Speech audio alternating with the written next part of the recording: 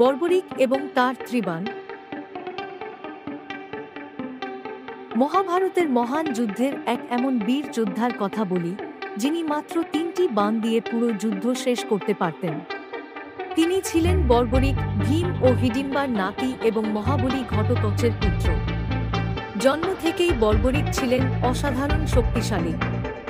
স্কন্দ পুরাণ অনুসারে বর্বরিক দেবী অম্বিকা ও নবদুর্গার আরাধনা করে এমন ৩টি বাণ পেয়েছিলেন, যা দিয়ে ৩টি লোক জয় করা সম্ভব। তবে তার মাতা তাকে শিখিয়েছিলেন সব সময় পরাজিত দলের হয়ে তাকে যুদ্ধ করতে হবে।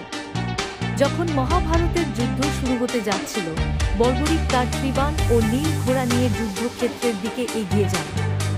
ভগবান শ্রীকৃষ্ণ বর্বরিকের শক্তি সম্পর্কে জানতেন এবং বুঝতে পারলেন বর্বরিক যদি যুদ্ধ করেন তাহলে মার আদেশ অনুযায়ী তিনি হেরে যাওয়া পক্ষ মানে কৌরবদের হয়ে যুদ্ধ লড়বেন, ফলে যুদ্ধের ফলাফল অন্যরকম হবে। তাই কৃষ্ণ ব্রাহ্মণ রূপে তার সামনে উপস্থিত হয়ে তাকে পরীক্ষা নেন। কৃষ্ণ তাকে একটি পিপলের গাছের সমস্ত পাতা বাণ দিয়ে ভেদ করার জন্য বলেন। বর্বরিক তার ত্রিবাণ ছুঁড়ে গাছের সব পাতা ভেদ করেন। কৃষ্ণের পায়ের নিচে থাকা পাতাটিও ভেদ করতে চেয়েছিল, যা দেখে কৃষ্ণ বুঝতে পারেন এই যোদ্ধা সত্যিই অতুলনীয়। এরপর কৃষ্ণ তার কাছে দান হিসেবে তার মাথা চান। বর্বরিক মাথা কেটে দিয়ে কৃষ্ণকে প্রতিশ্রুতি দেন তিনি যুদ্ধের প্রত্যক্ষদর্শী হবেন।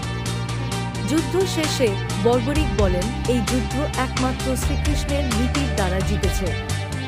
বর্বরিক পরবর্তীতে খাটু শ্যাম নামে পরিচিত হন এবং আজও তার পূজা করা হয়।